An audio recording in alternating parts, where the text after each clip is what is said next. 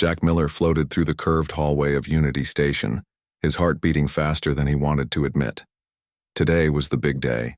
After decades of distant communication, humans would finally meet the Astrians face to face. "Miller, stop. Daydreaming and help secure these medical supplies?" called Dr. Samantha Wells from the preparation room. Jack pushed himself toward the voice, grabbing a floating case of emergency equipment. "Sorry, Doc. Just thinking about what they'll look like in person," Jack said. The images sent ahead showed tall, slender beings with iridescent skin that seemed to shimmer with colors that changed based on their emotions. Their eyes were large and violet, set in faces that looked almost human but not quite. Dr. Wells nodded while checking her inventory list. "Focus on your job. If anything goes wrong, we need to be ready. Human or alien, bleeding is bleeding." Jack knew she was right. As the former Marine medic on the diplomatic medical team, his job was simple: stay alert and respond to any health emergencies.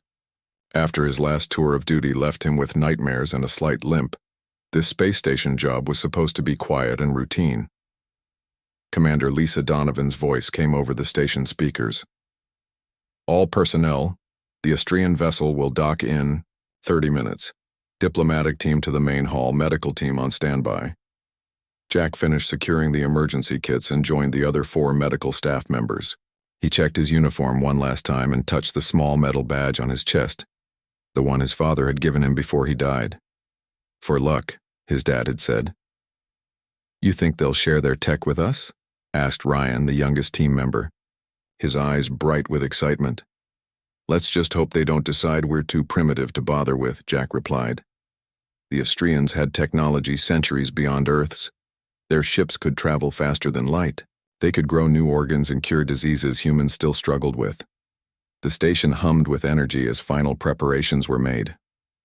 Through the large viewing window, Jack could see the approaching Astrian ship. It looked like flowing silver, water somehow frozen in the shape of a vessel, with no visible engines or windows. "Beautiful," he whispered.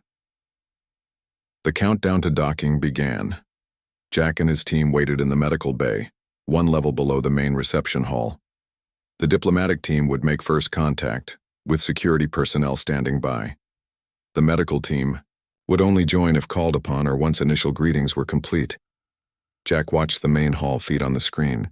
Earth's top officials stood in a semicircle, faces trying to hide their nervousness. The airlock door slid open, and that's when everything went wrong. The explosion ripped through the docking area with a flash of blinding light.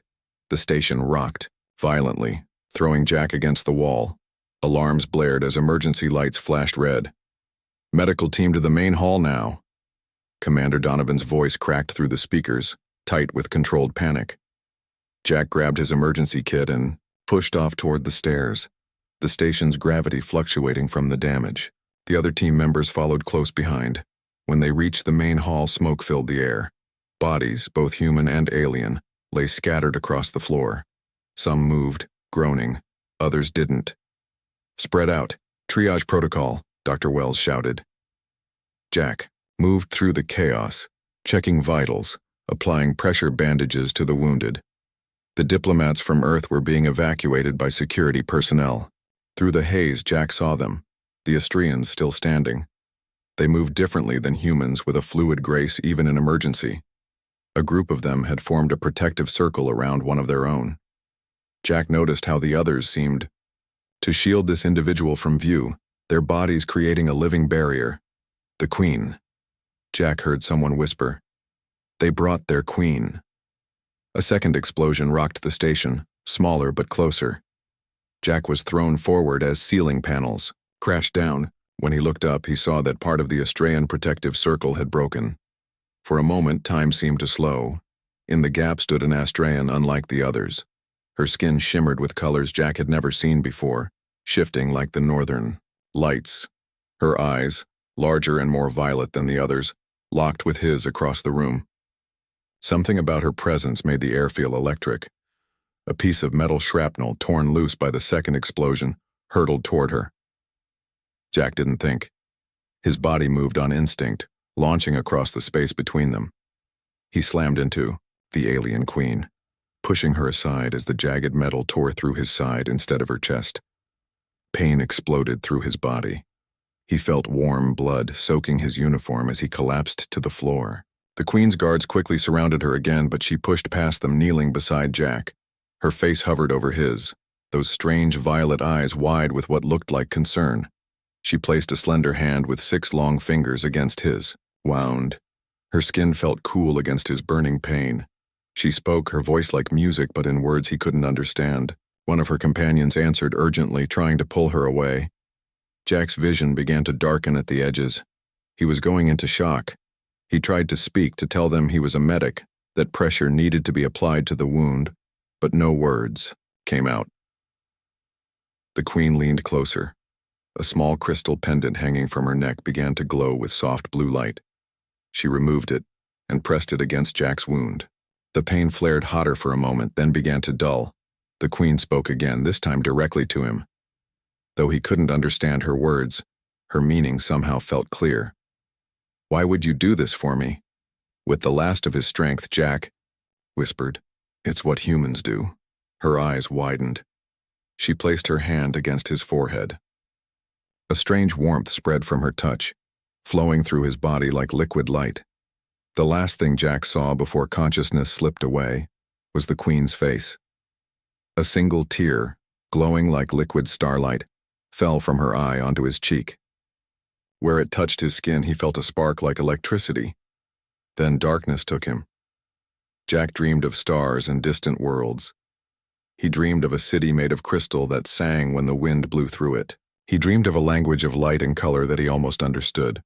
When he opened his eyes, he was in the station's medical bay. Dr. Wells stood over him, checking his vitals with a puzzled expression. "You should be dead," she said simply, when she saw he was awake.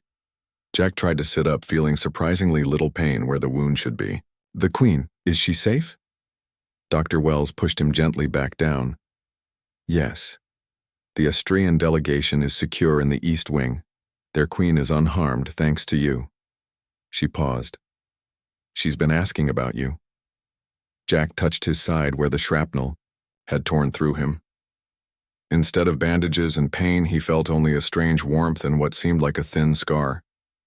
"How long was I out?" he asked. "Only 6 hours," Dr. Wells replied. "That's the impossible part.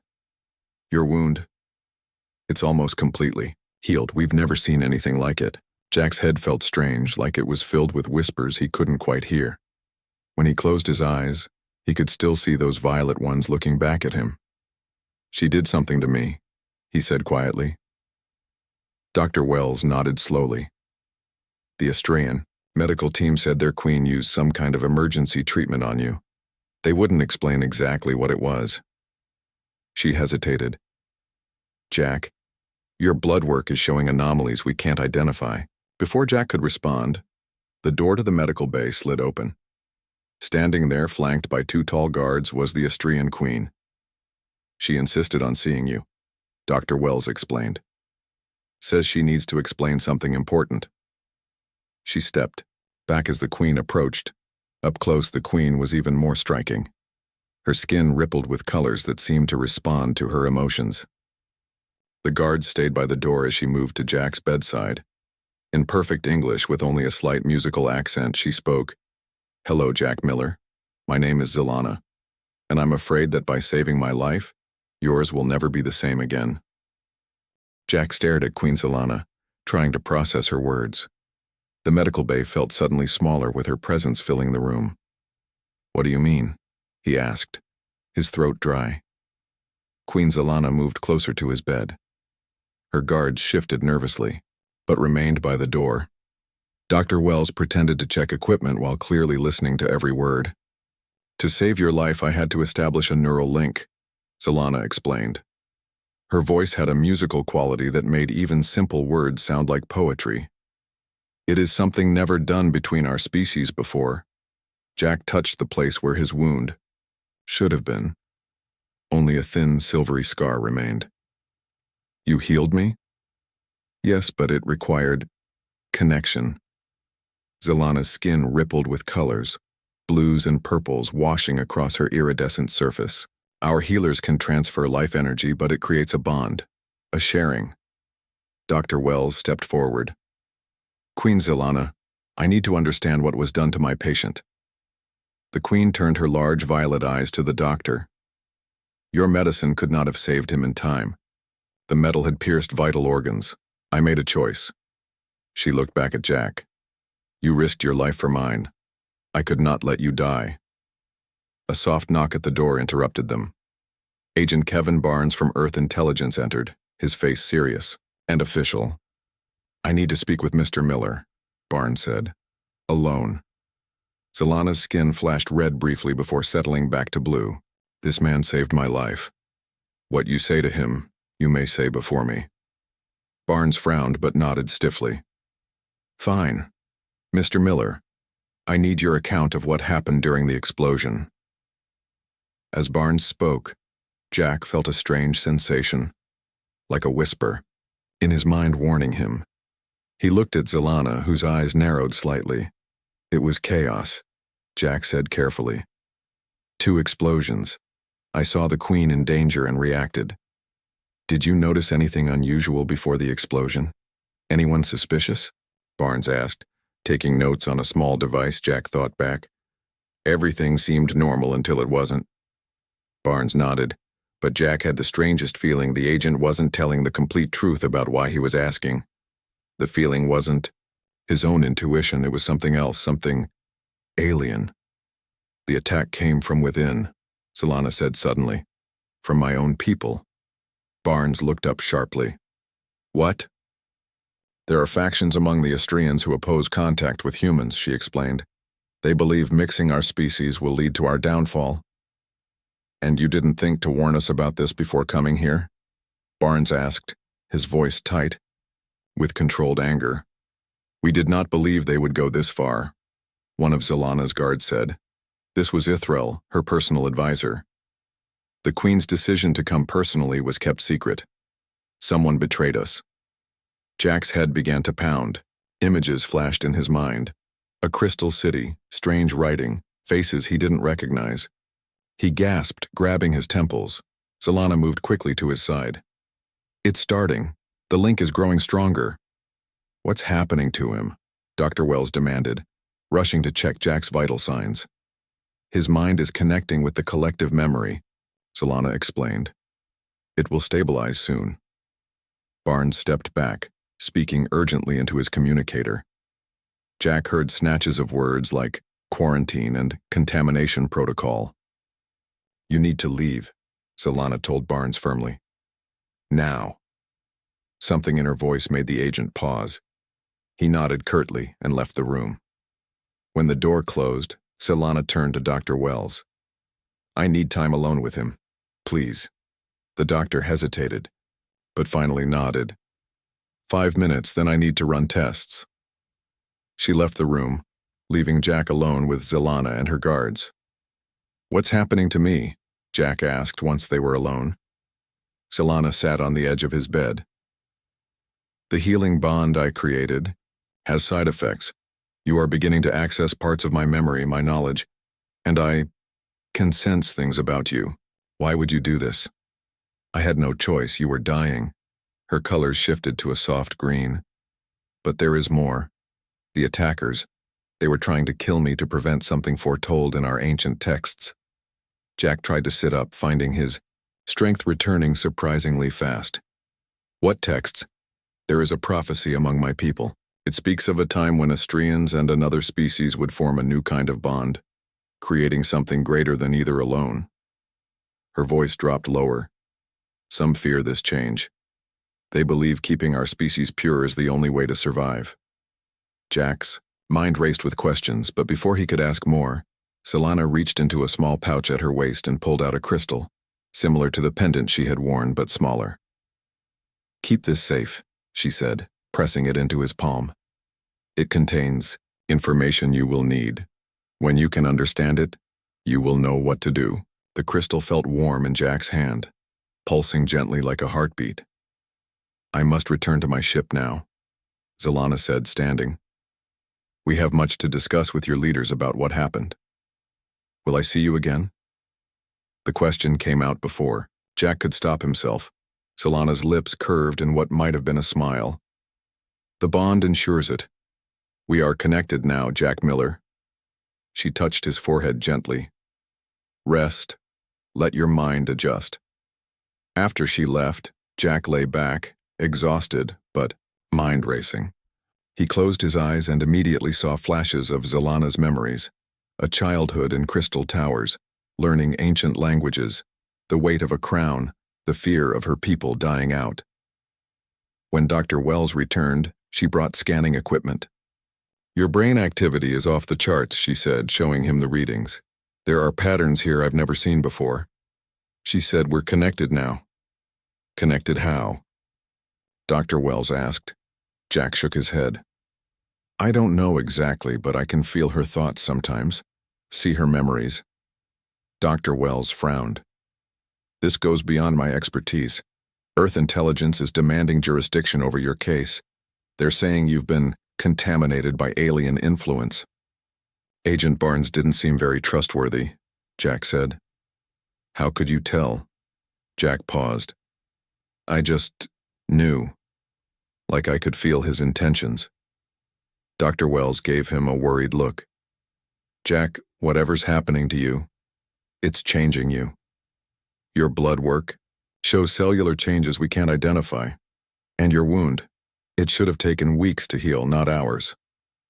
Before Jack could respond, his old friend Eric Summers burst into the room. Eric worked security on the station and his face showed he was deeply worried. Jack, you need to listen carefully, Eric said in a low voice. Earth intelligence is preparing a quarantine transport for you. They're taking you planetside for study. I've seen the orders. You'll disappear into some lab. Jack gripped the crystal Solana had given him. When? An hour, maybe less. Eric looked around nervously. I can help you get out, but we need to move now. Dr. Wells looked conflicted. This is against protocol. Doc, you've seen what they do with special cases, Eric argued. They'll treat him like a lab rat. Jack swung his legs over the side of the bed, surprised at how normal he felt. The crystal pulsed faster in his hand. I need clothes, he said.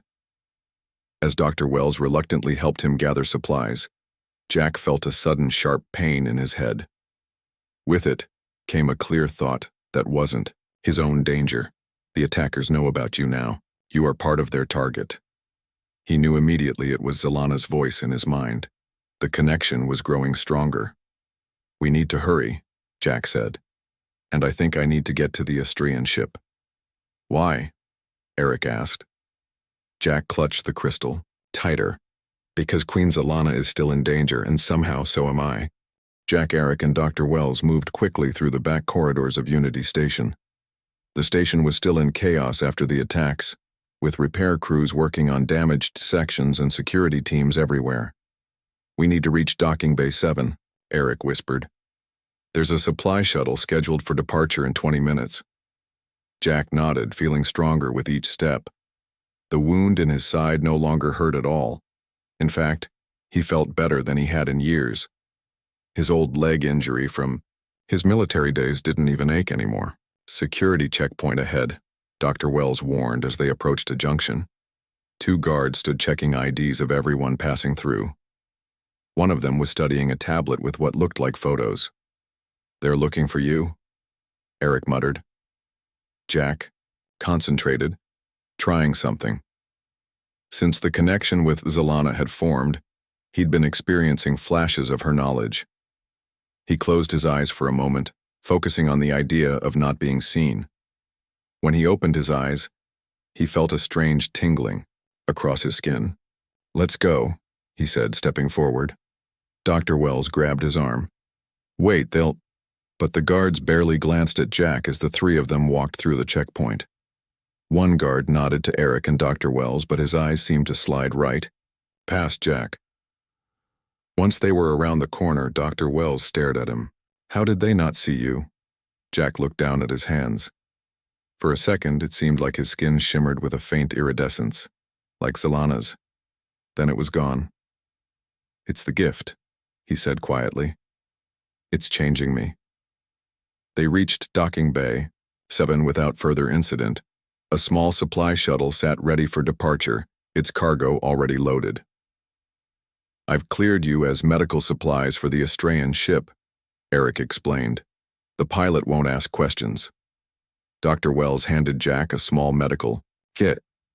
"Basic supplies and some food, and this." She gave him a data pad. "I've downloaded your medical scans. If you find out what's happening to you, I'll let you know," Jack promised. "Thank you both." Eric gripped his shoulder. "Be careful, buddy. Whatever's happening to you, it's big. Earth intelligence doesn't mobilize like this for nothing." Jack felt the crystal in his pocket warm against his leg. He pulled it out, seeing it pulse with light. "It's trying to tell me something," he said. As if in response, the crystal projected a small hologram. Strange symbols floated in the air, shifting and changing. "That's Astrian writing," Dr. Wells said, fascinated. Jack stared at the symbols. They should have been meaningless to him, but somehow he understood them. The knowledge came from somewhere deep in his mind, from Zalana. "Its coordinates," he said, "and a warning. The Ancient Ones rise. The bond must be completed." A voice came over the station speakers. "Security alert. All personnel be advised. Detain civilian contractor Jack Miller if seen. Approach with caution. Possible alien contamination." "Time to go," Eric said urgently. Jack put the crystal away and hugged his friends quickly. "I'll find a way to contact you when I can." He climbed into the cargo container Eric had prepared, and minutes later felt the rumble as the shuttle launched. From the station, alone in the darkness of the container, Jack focused on the new sensations in his mind. He could feel Zalana's presence, distant but clear like a star you could see even with your eyes closed. He tried to reach out to her. "Can you hear me?" he thought. For several minutes there was nothing. Then, faintly, "Yes, human. I hear you." The bond grows stronger. "What's happening to me?" "Your body is adapting to the changes. The gift is awakening abilities in you that humans have not yet evolved." "Why me?" There was a pause before her answer came. "The texts speak of compatible souls. You acted to save me without thought for yourself. Such compassion. It resonated with the ancient energy in my blood." Jack felt the shuttle dock with what must be the Austrian ship. He prepared himself for whatever would come next. The container opened, and Jack found himself looking up at several Austrian guards, their skin rippling with alarmed reds and oranges. They pulled him roughly from the container, speaking in their musical language. "I need to see Queen Zalana," Jack said, hoping they understood English. One guard stepped forward. "Why should we not eject you into space, human? You could be an assassin." Jack stood as tall as he could. "Tell her Jack Miller is here. She'll want to see me." The guards looked at each other, skeptical. Then a new Austrian entered the cargo bay. This one was smaller than the others, with skin that shimmered mostly green and blue. "You are the one who shielded our queen," she said in perfect English. "I am Vela, a scientist in the royal court. The queen created a neural link with me to save my life," Jack explained. "I need to see her." Vela's eyes widened. "A neural link with a human?" She stepped closer, studying Jack with scientific curiosity. "That should not be possible." "Well, it happened," Jack said. "And now Earth intelligence is hunting me, and I have information your queen needs to hear." Vela seemed to make a decision. "Come with me, but know that if you make any threatening move, you will be dealt with immediately." Jack followed Vela through the Austrian ship. It was unlike anything he had ever seen. The corridors seemed alive, pulsing with soft light that responded to their presence. The walls were not metal, but some kind of organic material that felt warm to the touch. "Your ship," Jack said. "It's alive, isn't it?" Vela glanced back at him, surprised. "Yes. Our vessels are grown, not built." "How did you know?" "I just felt it." The knowledge had simply been there in his mind. Another gift from his connection to Zalana. They reached a large door that opened into what appeared to be a council chamber. Several Astrians stood around a central platform displaying holographic images of Unity Station. Among them was Zelana. The moment Jack entered, her head snapped up, her eyes finding his instantly.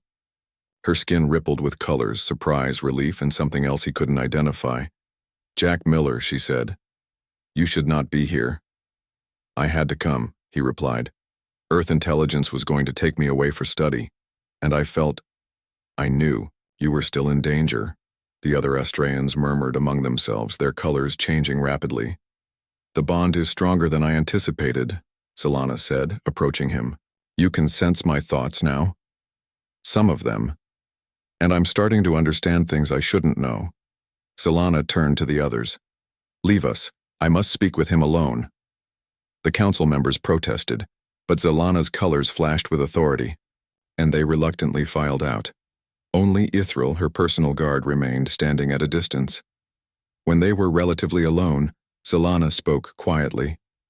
"The attack was just the beginning, Jack. Those who oppose our contact with humans are planning something much worse." "A coup against you," Jack said, the knowledge coming to him from their shared connection. "Yes. They believe the prophecy must be stopped at all costs." "What prophecy?" Jack asked, though he was beginning to see glimpses of it in his mind. "Our most ancient texts speak of a time when Astrians would share their gift with another species.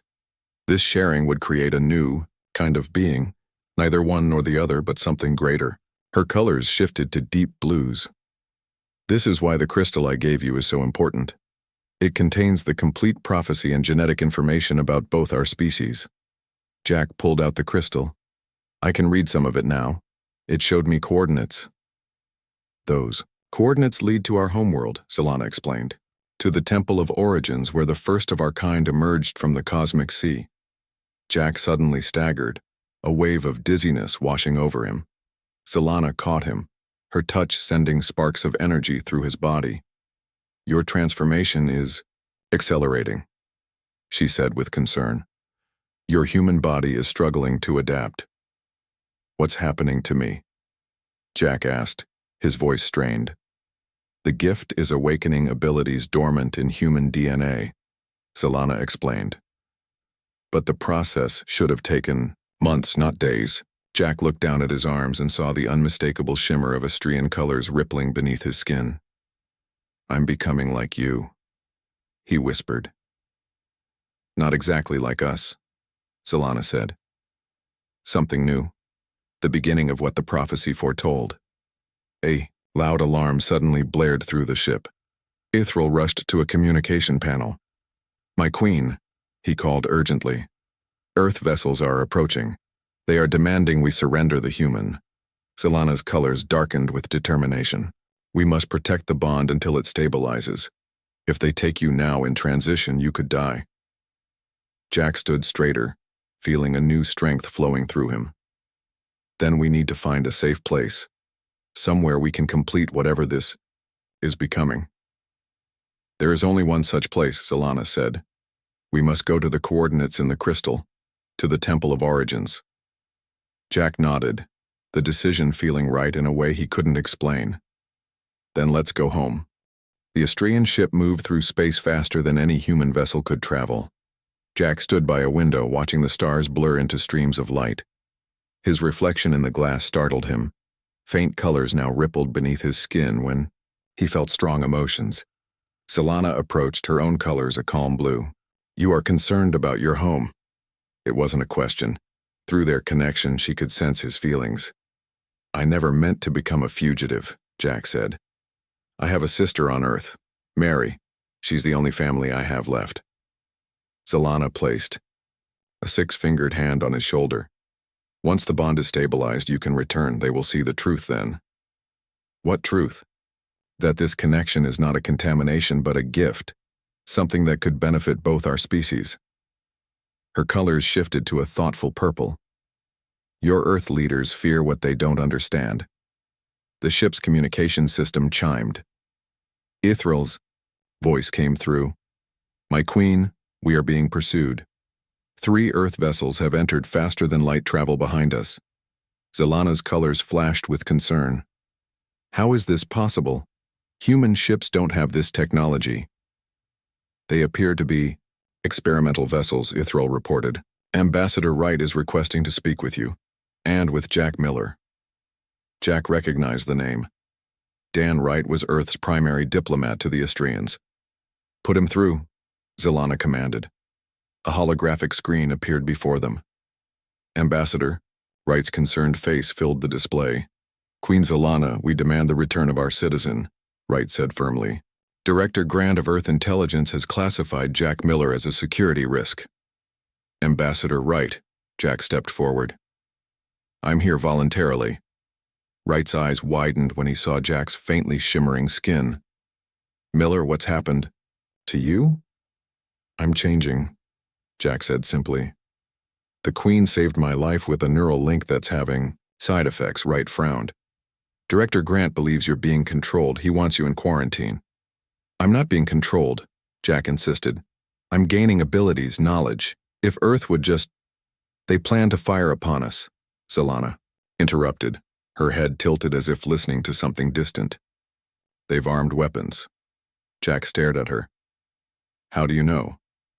I can feel the energy signatures, she explained. Another ability you will develop. Wright looked alarmed. I gave no authorization for weapons. Let me speak to the fleet commander. The communication suddenly cut off. Moments later, the ship shuddered as something struck its shields. They fired on us, Ithril reported over the system. Zelana grabbed Jack's arm. We must reach the navigation chamber. Our shields will not hold against continued assault. They ran through the living corridors of the ship, which pulsed with alarmed red light. Crew members rushed in all directions, preparing for possible evacuation. In the navigation chamber, a dozen Astrians worked at stations that looked more like growing plants than computers. In the center stood a large crystal column that pulsed with energy. Status, Zelana demanded. 3 direct hits to our rear shields, reported a navigator. Shield integrity at 60%. Why are they attacking? Jack asked. This could start a war. Vela, the scientist Jack had met earlier, approached with a data display. The humans are not responding to our hails. Their attack pattern suggests they want to disable us, not destroy us. They want me, Jack realized. Or what? I'm becoming. Another hit rocked the ship. The crystal column flickered. We cannot outrun them in our damaged state, Ithril said grimly. Jack closed his eyes, reaching out through his connection to the ship itself. He could feel its pain where the weapons had struck, its energy struggling to maintain shields. Without fully understanding what he was doing, Jack placed his hand on the crystal column. Energy surged from his body into the ship. The column blazed with brilliant light. The shields are strengthening, called a navigator in shock. How is this possible? Zelana watched Jack with wide eyes. The bond is stronger than I thought. You're channeling your life energy into the ship. Jack could feel it happening, his energy flowing into the living vessel, healing its wounds, strengthening its defenses. It was exhausting but exhilarating. Can we jump to faster speeds now? He asked, his voice strained with effort. Yes, Zelana said. But you must release the column. You cannot sustain this transfer. Jack pulled his hand away, staggering with sudden weakness. Zelana caught him. Navigator maximum speed to the coordinates I provided, she ordered. Now, the ship lurched forward, stars stretching into longer streaks of light as they accelerated beyond what any human ship could match. They cannot follow us at this speed, Ithril announced. We have escaped. Jack collapsed into a seat, his body trembling with exhaustion. What did I just do? You linked with our ship, Vela explained, scanning him with a device. You channeled life energy just as our healers do, but this should not be possible for a human. He is no longer just human, Zelana said softly. Jack looked at his hands. The shimmering under his skin was more pronounced now, colors shifting with his emotions just like an Astrian's. How long until we reach the coordinates? Zelana asked. Approximately 6 hours, replied the navigator. Zelana helped Jack to his feet. You need rest. The bond is consuming much of your energy. She led him to a small chamber where a strange glowing bed awaited. It looked like a pool of light rather than a physical object. "It will restore your energy," Zelana explained. "Just lie down." Jack hesitated, then lowered himself onto the light bed. It felt solid yet fluid, conforming perfectly to his body. Immediately warmth spread through him and his exhaustion began to fade. "Why did you choose me?" Jack asked quietly. "There must be a reason." Zelana sat beside the bed. "I did not choose you. The ancient energy did. When you protected me, something in your spirit called to the power in my blood." Her color shifted to soft gold. "My people are dying, Jack." "Dying? How?" "Genetic degradation," she explained. "For centuries we have been losing our connection to the cosmic energy that created us. Each generation is weaker than the last. Fewer children are born. Our scientists predict extinction within 10 generations. Jack began to understand. "And the prophecy suggests a solution." "Yes.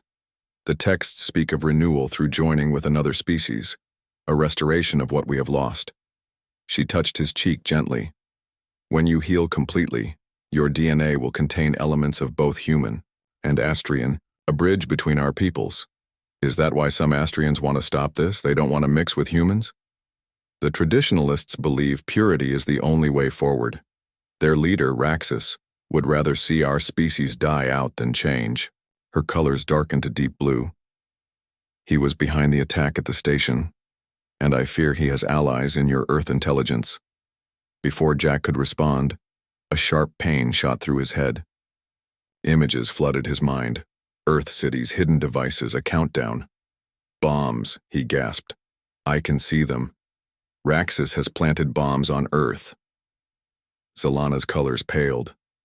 "You're accessing my advisor's secret knowledge. Ethereal suspected this but had no proof." Jack sat up, fighting through the pain. "We have to warn Earth. The images. I saw New York, London, Beijing. This is why we must reach the Temple of Origins," Zelana said urgently. "Once your transformation is complete, your connection to the collective memory will be strong enough to locate all the devices. But that could be too late." "There may be a way," Zelana said thoughtfully.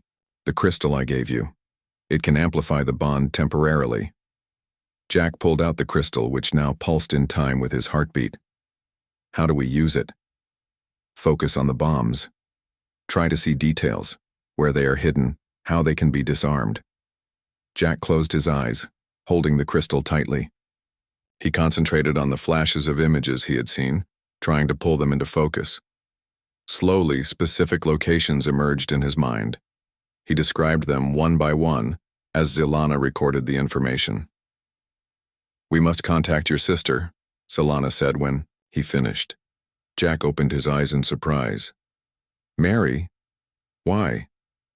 "She works in biotechnology, yes? In your memories, I saw her laboratory has communication equipment that Earth intelligence does not monitor."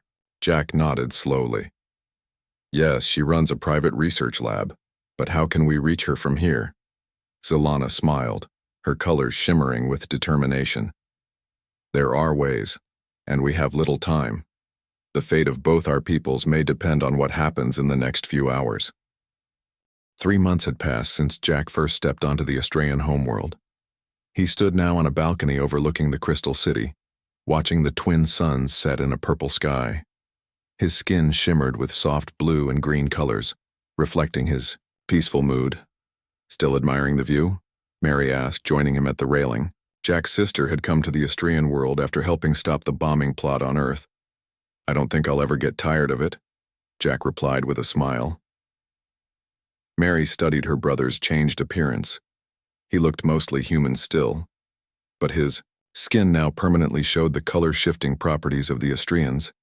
His eyes had taken on a violet tint, and faint patterns marked his arms and face. "The Earth delegation arrives tomorrow," she reminded him. "Are you nervous?" Jack nodded. "A little. It's been 3 months since I was branded a traitor. I'm not sure what kind of welcome to expect." After their escape from the pursuing Earth ships, Jack and Zelana had reached the Temple of Origins. an ancient structure built from living crystal that seemed to grow from the planet itself.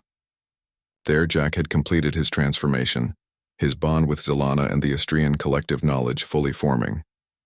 With this completed bond, Jack had been able to precisely locate all the hidden bombs on Earth. Mary had used her private communications to warn authorities, leading to the devices being found and disarmed just days before they were set to detonate. The evidence had exposed Raxus and his collaborators in Earth intelligence, including Director Grant. Their plan to sabotage human-Astrian relations had failed, and now both governments were cautiously moving toward a formal alliance. "You saved millions of lives," Mary said. "They can't ignore that." "Maybe. But I'm not exactly human anymore." Jack held up his hand, letting the colors swirl beneath his skin. Their conversation was interrupted as Zelana approached, her royal garments flowing around her. Jack felt her presence in his mind before he saw her, their connection now a constant comfort. "The council is gathering," Zelana said. "General Hayes has arrived early with the advance team. General Scott Hayes was the highest-ranking Earth military official assigned to the diplomatic mission. His opinion would carry significant weight in how Jack would be received." Together they walked to the Great Hall of the Crystal Palace. Astrians bowed respectfully as they passed. Many touched their foreheads in a special gesture reserved for Jack, the first of what they now called the Bonded. The council chamber was filled with both Astrians and the newly arrived humans.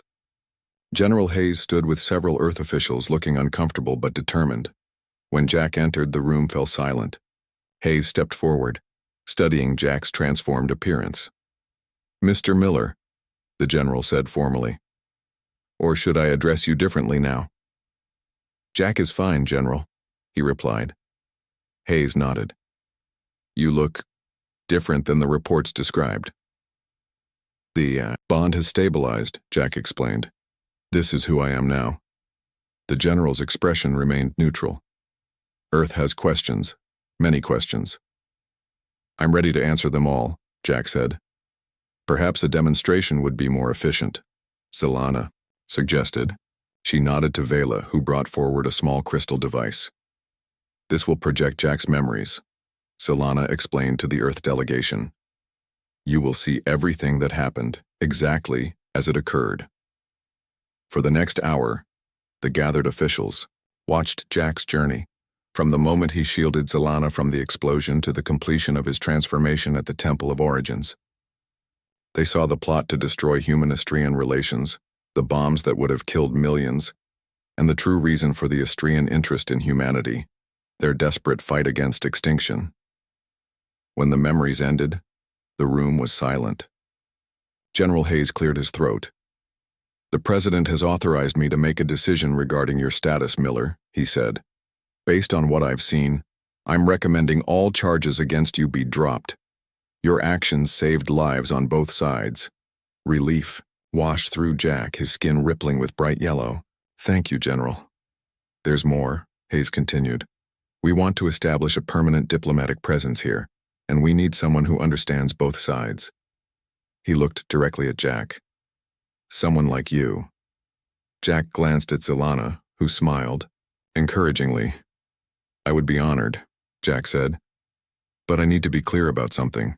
What happened to me, this bond, it's just the beginning." "Explain," Hayes said, frowning. Jack stepped forward. "The Astrians are dying out because they've lost connection to something essential in their makeup. My transformation has proven that humans carry compatible genetic markers that can restore what they've lost." "You're suggesting more humans undergo this gut change?" Hayes asked skeptically.